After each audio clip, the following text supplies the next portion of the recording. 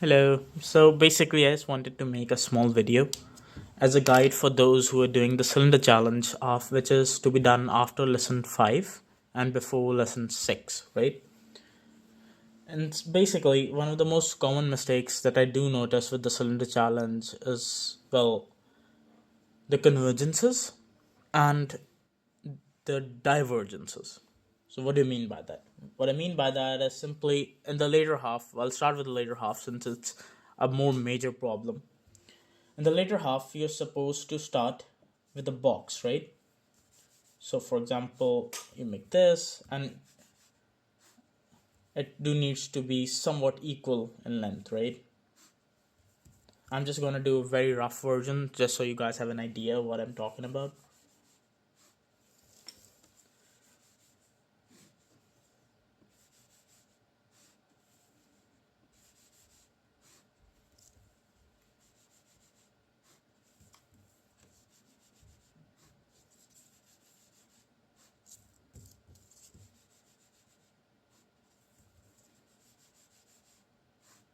Right, there you go, there's your box, right? Now once we are done with the box, we have to find the middle of both planes, right? So you find the middle of the top plane and then you find the middle of the bottom plane,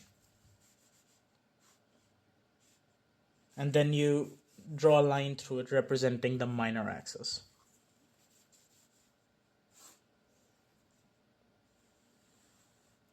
There you go. I'll just use a different color so it's easier to see. Oh, you know what? No, never mind. Let's just use black. Let's use the different color for the next part. So now that your box is done, right, you have to draw a cylinder inside it, right? So you will, well, make one ellipse, you'll make another ellipse, and then you will just connect these.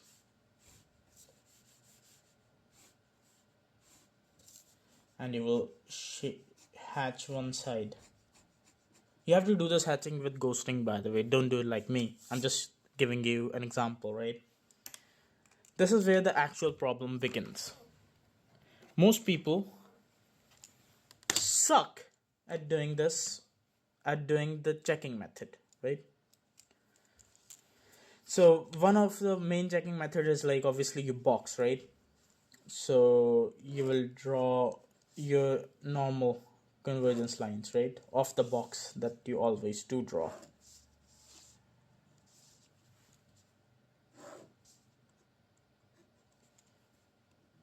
Right, I won't be changing a color for this since, well, I'm pretty sure you guys already know what lines they are, right?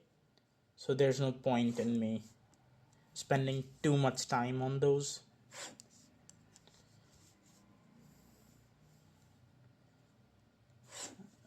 Okay, there you go. And all 4 sides, all 3 sides.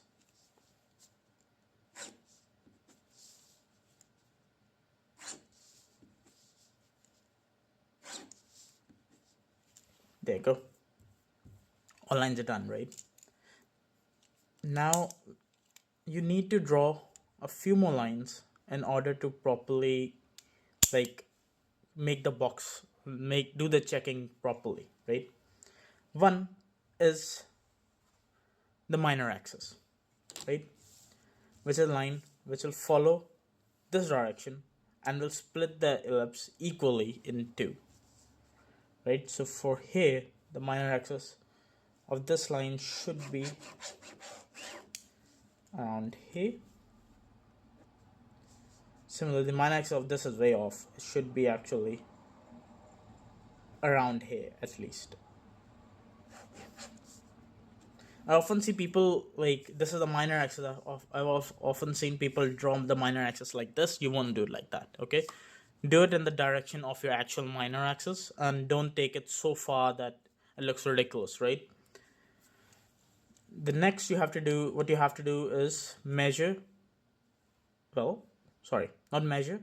The next thing you have to do is make 2 more lines for each of your ellipse, both touching the points where the ellipse touches the outside of your box. I'll just use some different color for this. And both touching those lines, and you have to try to make sure that they pass through the middle of your front plane.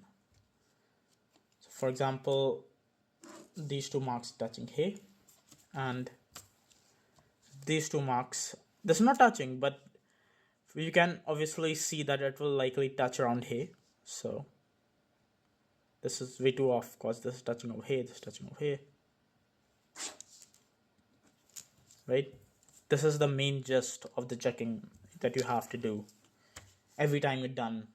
Every time you're done with a page, don't do it every time you're done with a box, right? Because that will take ages and be really annoying, to be honest. So don't do that. Do it once you're done with an entire page, and yeah, you'll be set generally. There you go. This is how you will check your box. Another problem, a smaller one that I noticed towards the start of the challenge during the first 100 is people getting the foreshortening wrong of the cylinders, right? There's something obviously that you will only really understand once you're done with the more difficult stage, the last 100, which is the most difficult ones, right? Which take ages. It took me a month just to do this shit. But the first 100 do get you a very good idea about how foreshortening works. They also get you a very good idea about how a cylinder should look in space, right? So one of the most common things that I do notice people do, for example, this is the minor axis, is that they will make an ellipse that's really narrow, that has a very small degree, and then pair it with an ellipse around the same size that has a really wide degree, and it looks really weird. Because this is not a cylinder anymore. Right? This is not a cylinder anymore. This is, I don't really know what this is. This is kind of bullshit. What do you anyway, this is similar to me basically rotating this page.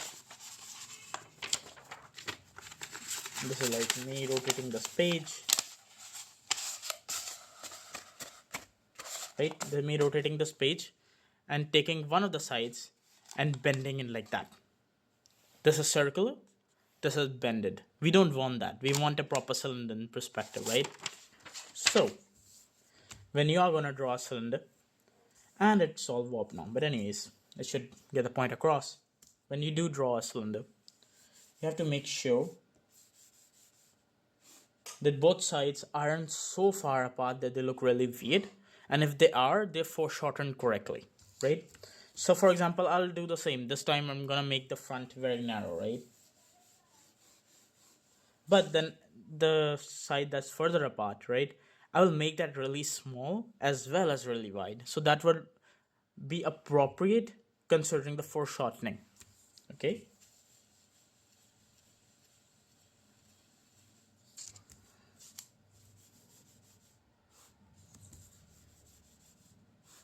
Actually, I can make it even more smaller. This would be better than doing this, right?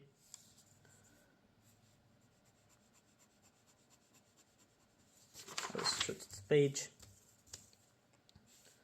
Similarly, when you're checking the